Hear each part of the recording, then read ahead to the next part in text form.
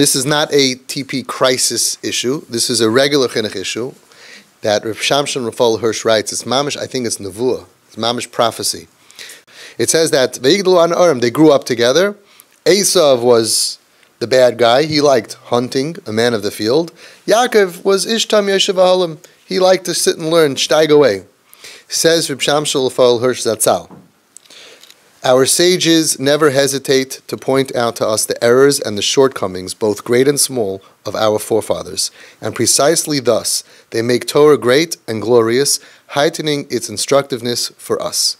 In English, that means that the Torah does not mind pointing out the mistakes of the Avos. There are things that the Avos did that we can look out and we can say, this was wrong, and we have to learn from it. Okay, in our pasuk also, an observation made by our sages, Chazal, indicates that the sharp contrast between the two grandsons of Avram was caused not only by their natural tendencies, their teva, but also by mistakes in their upbringing. Bereshis Rabbah, look it up. The Medrash says that the reason why they ended up different was not just because one was born hairy and red and it was a Reitzeach, and the other one was a Geshmaka Edel Yeshiva Bacher with good midos. Not only that, but also there were mistakes made in their chinuch, a medrash. So he says, as long as they were little, no one paid any attention to the differences in their hidden natures. They were given the same upbringing, they were given the same education. Their parents, Yitzchak and Rivka, overlooked the cardinal principle of education, Chanoich Lenar al Pi Darko. Bring up each child in accordance with his own way.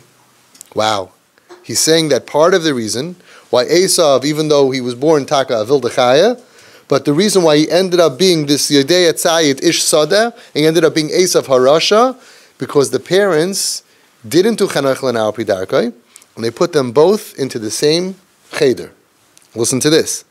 Each child should be guided in accordance with the path intended especially for him. The path that suits the qualities and the natural tendencies latent in the depths of his personality, and thus he should be educated both as a man and as a Jew. The great Jewish task is basically one. There's one task, there's one goal of every Yid, but the ways of its fulfillment are manifold and diverse, as human character, traits, and paths of life are manifold and diverse. We all have to be Ovdei Hashem, but the way that you're going to be an Ovdei Hashem is different than the way you're going to be an Ovdei Hashem, because you were created differently. And Hashem wants everybody to reach the goal of being an Ovdei Hashem based on their natural tendencies that He gave them, their koich and the strengths that they have. And He brings a raya. Ish ki b'chasei beirach ha'isam. When the sons of Yaakov gathered to hear their father's blessing, and he visualized in them the future tribes, the shvatim of Klal Yisrael, He didn't give them all the same bracha. He saw not only Kaihanim and teachers of the law standing around him, he saw the tribe of Leviim, the musicians, the tribe of kingship, the tribe of merchants, the tribe of farmers, the tribe of warriors. Klal Yisrael needs every kind of Jew. Standing before his eyes was the whole nation with all its manifold characteristics and diverse ways of development. And he blessed all of them, Ish asher kibrachasei beirach haisam. Each according to his own special qualities. He didn't tell Yehuda, you should steig away, because that was Yisachar's job. He didn't tell Zevulun, you should go and fight wars. If you have a basketball team, the same 5 chevra on the basketball team can win and can lose. It depends on the coach. If the coach takes that big tall guy who's supposed to be getting rebounds and he puts him on the other side and he makes him a forward, and he takes the short guy and he makes him a rebound, if you don't know how to use your talent, you can't be as good as a team. So he understood each of his children, each tribe had a talent. And we need everybody, each according to his own special qualities. For the covenant that God established with Avram is intended for a healthy, whole, and vital nation. The purpose of the covenant of the bris is to build a complete nation, a national life with all of its manifold forms, all for one great task, Lishmor derech Hashem, lasit tzedakah mishpat. Their strength and courage, no less than thought and emotion, are to have their champions in the service of God and all of people, in various callings, are to fulfill the one great common task. Precisely for this reason, Each child must be brought up al Pi Darko. Educate him to the one great goal, according to his own unique way, in keeping with his potential to serve Hashem with the gifts that he has. What could you do for the tzibur? To attempt, listen to this, to attempt to educate a Yaakov and an Eisav together in the same classroom, in the same routines, and in the same manner, to raise both of them for a life of study and contemplation will inevitably mean to ruin one of the two. A Yaakov will draw from the well of wisdom with an ever-increasing interest and desire. Geschmack, he's going to learn, cheshik. Whereas an Eisav will hardly be able to wait for the day when he can throw away the old books, and together with them, a great life mission, of which he was taught in a one-sided manner, totally unappealing to his nature. How many kids today, they say, I can't be a long-term learner? There's no place in Yiddishkeit for me. Even in Beis Medrash, every kid goes to Beis Medrash. Never used to be like that. Not necessarily that people could sit and learn 10 hours a day when they're 18, 19, 20. We're making everybody a Yisachar. We're sticking everybody into this mold. Listen what he says. People who can't do it, who weren't made for it, it's unappealing to them, and we're sticking to them. This is the way to serve God. Had Yitzchak and Rivka delved deeply into Esav's nature, had they asked themselves at an early stage, how can even an Eisav, with the strength, the skills, the courage latent within him, how could that be harnessed for God's service? Then the future Gibar would not have become a Gibar Tzayid, but a Gibar Lifnei Hashem. Yaakov and Eisav, despite their different natures, would have remained twin brothers in spirit and in way of life. Early on, the sword of Eisav would have entered into a bris, a covenant, with the spirit of Yaakov, and who knows what turn world history would have taken. But we created an enemy in Eisav because he couldn't do that one way of life that we said you need to do. So he felt, I have no place here. He felt bad about himself, and he had to go look for ways to feel fulfilled. Eisav was meant to be the mashgiach. Eisav was meant to be the cook. Eisav was meant to be the fundraiser. There's a lot of tasks. Yaakov was Rosh Hashiva. But we need Eisav. We need all of the skills of an Eisav to be used for good. We know that Moshe Rabbeinu had, they saw in Stagninus, they saw that he's a murderer. It was used for good. Every Kayin has, right, and a Moil is supposed to use it for good. Everybody could use their midas for good or for bad. Eisav had midas, rough, extreme midas, ADD, ADHD, ADD, ODD, and Azaz Punim. But there was a way for him to use his midos, not to put him on pills, because we're going to give you so many pills until your brain becomes a Yaakov, that you could sit like this for 12 hours. But we're going to use your skills that Hashem made you the way He made you for a reason, right? Because you have a different tafkid in the world. This did not happen, says HaRav Shamshon Rafael Hirsch. His point is that the Torah describes the entire upbringing in 2 words. That's how you describe an upbringing. You know how many details there are in the upbringing? What do you mean, Vayigdalu an arim? The pshat is that they just raised them together. Only after the boys had grown into men was everyone surprised, he says in italics, surprised to discover that the 2 brothers from the same womb, who had been given the same care, the same upbringing, and the same schooling, were so different in their natures and in their actions. There's a story, they say, that somebody went over to a gadol and he said, I don't understand. I have 8 kids. Where did I go wrong with this one? I raised him exactly like I raised all the other kids, the same school, the same everything, the same. And the guy said, well, that's your problem. He needed something different. You can't raise every single kid the same. That's the opposite of CHINUCH and Pi Darko. And listen to what he says. Just as, in Yaakov's case, Ishtam is the character trait of a Yoshev Ahalim. So there's Ishtam is the character trait, the tendency, the way the person is. And the result of someone who's an Ishtam is he's a Yoshev Ahalim. That's the vocation. That's what you do if you're an Ishtam. So too in Esav's case, Ish Yedei Atzayid denotes the nature of his character. But Ish Sada became his job, his vocation, what he did with it. Being by nature an Ish Yedei Atzayid is not schlecht.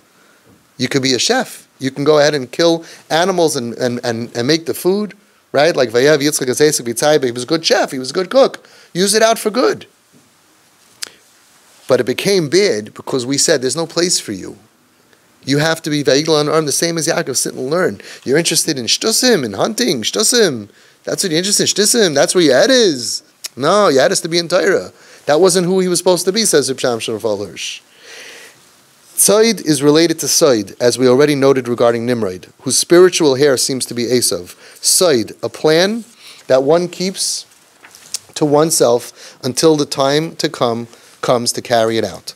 Tzayid, one implements the plan, overcoming all obstacles. Okay, Said is you keep that secret.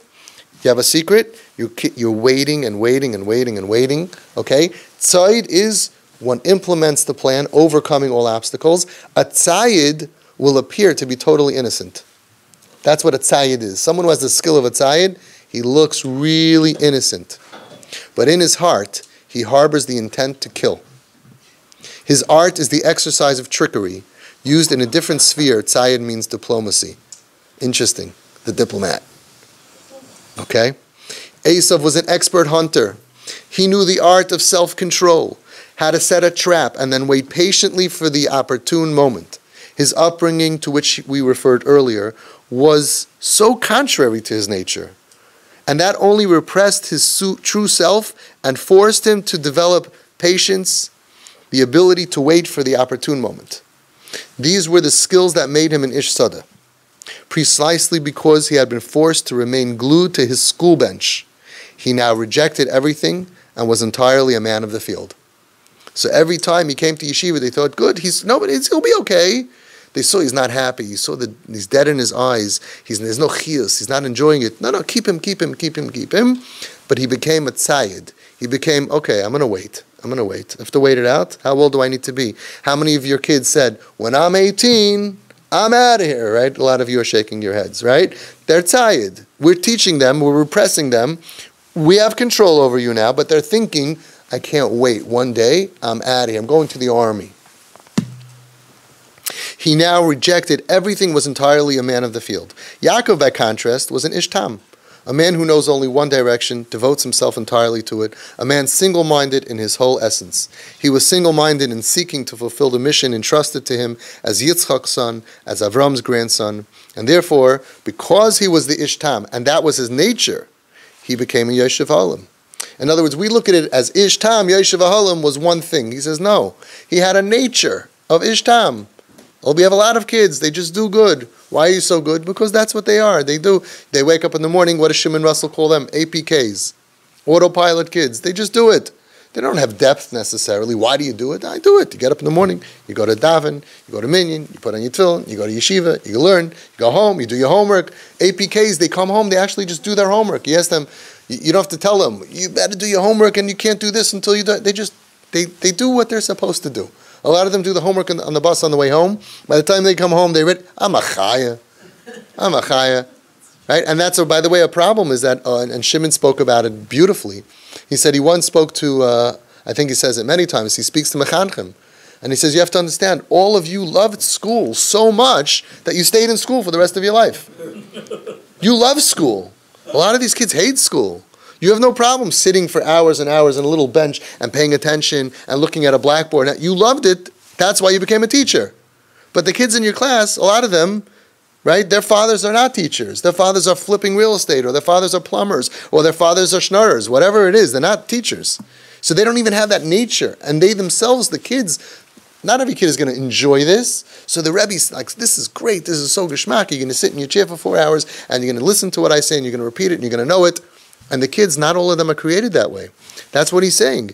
He's saying that Eisav was created differently. So he had to wait until he can say, I'm out of here.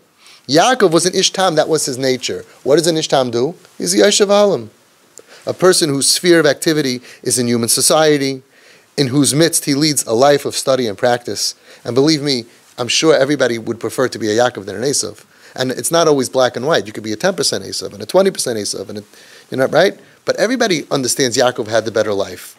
And Eisav couldn't be like that. He wasn't created that way from birth. So Yaakov was that person whose sphere of activity is in human society, whose midst he leads a life of study and practice. He was the Rosh Hashiva. He was the Nachas. So too, later in life, Yaakov Karubayis, in the midst of human society, he recognized and taught the highest revelation of God's guidance. Rav Shamshon Rafael Hirsch.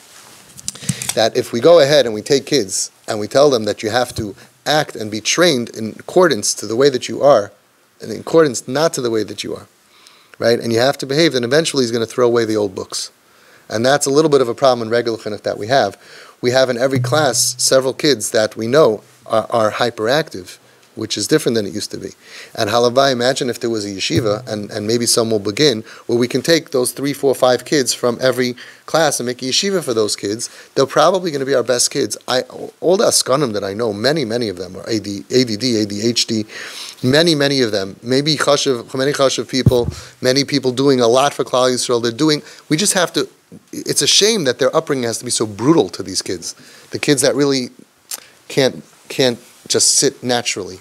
And also we have so many kids that, if you think about it, they're given extra energy. It's not a bad thing. Extra koichiss. Maybe a lot of them extra brains, and therefore they get bored. And then because they can't sit in the structure that we created, we medicate their brain to numb their brain, right? That's why a lot of kids love it. Still not necessarily the right thing to do, but a lot of kids hate it because it's like the kid is moving around because he's bored or because of whatever it is, right? Assuming that there's no trauma involved, which is a mistake, because a lot of these kids did have trauma, and it's b'chlal the wrong diagnosis. But let's say it's really ADD, really ADHD. So, you can't move around, so we take rope, and we tie up their hands and their legs, and we put their neck in a brace, right? And the kid still, he doesn't feel comfortable like the kid next to him. He feels horrible. But Lamaisi, he can't move. A lot of kids describe that that's the way they feel on this kind of medication. They don't feel relaxed. They feel like, I want to go, and I can't. And we deaden their minds until they can go ahead, and then we say, wow, he's sitting so nicely. But sometimes there's a price to pay. Lamaisa, Klal Yisrael, after the Holocaust, built the most beautiful, I think, education system. No one imagined we would have buildings and chairs and just everything so beautiful. If you think about it, after the Holocaust, a bunch of people came here with nothing. I would have thought 50 years later, 70 years later, we would be in a basement of a shul with a couple, like in the shtetl, maybe a teacher. Who would want to be a teacher? How much would they learn? The education system is like beyond, it's unbelievable. But we have to now steig even more and say, hang on, we have already seen damage. We've already seen that it's too central focused for one type of kid. And for those kids that are cut out for them, we look at them as good kids. They're just lucky. They were born with patience, and they could sit, and they can listen, or they enjoy it, right? You understand? Some kids love reading. Some kids hate reading. We make the kid read a history exam, even for social studies or whatever, and they hate it. They hate it. Now, I'm not saying that he should never read, and I'm just saying it's not fair. You give them both the same test, and one kid just enjoyed it. I loved math. Kids hated math. It's not fair, because for me, I enjoyed math. I had my own geometry and stuff. I tutored it for free, but I helped people with it. I just loved it. And everybody else who hated it. So we have to really start looking now in the next century to say we've got to build every single Jewish kid to be the maximum potential that he can be. Doesn't mean he shouldn't learn, he shouldn't daven, he shouldn't know social studies, and he shouldn't read. But we have to really start to come up with different tracks, like colleges. You sign up. You're going to have to get a degree in college, but you can pick out, do you like social studies, do you like history, or do you like math, do you like science, right? We're going to have the same kind of thing. Because I know boys that needed to go into a mesifta, and the parents told me that the best mesifta for this child would have been Beis Yaakov de Rameir, or Mesoris Beis Yaakov. And it's such a shame, because if the kid would have gone to the girls' school, he would have been the geo, the everything. With that kind of chinuch, would have known halacha and chumash and ramban and everything. But because in the mesifta that he needed to go to on his level, it was so much Gemara and serious learning, he didn't have the chiyus from it. And that's devastating. So it's going to take in the next generation intelligent mechanchim, and I think it's already happening, right? And it's going to be amazing, because it's not going to be an Aleph yeshiva and then a Beis yeshiva, right? They're not Beis. A lot of these Beis kids are not Beis kids. It's Beis for this system. But they're going to be Aleph in a different system. And I'm not sure, when you look at them both at 30 years old, which is going to be considered more chushiv, more chashuv. I'm not so sure. This one, it might be very, very tight. And that's what we have to understand from Shamshon Rafael Hirsch.